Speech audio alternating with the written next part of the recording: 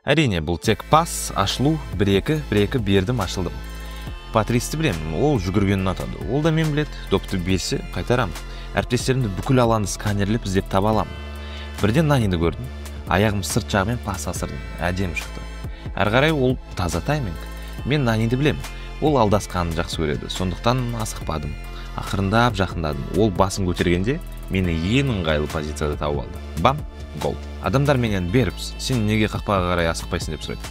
Окей, егер голды қайталап тамашаласаң, барлығы айып алаңына тез кіріп кетті. Бірақ олар Наниді мен секілді жақсы білмегеннен тым асығып кетті. Мен білем, Нани финт жасап, бір-екі ойыншыны алдап, басын көтерем дегенше, мен керек позицияда дәл табыла қалам. Оны білдім. Барлығы асығып позицияларына тым көп тұрып қалды. Ол басын көтергенде мен дәл алдында ашық болып тұрдым. Өзім бастап, өзім аяқтадым. Әдемі болды. Мен ойымша, сол гол нағыз шедевр, бірақ көп соны түсіне қоймайды.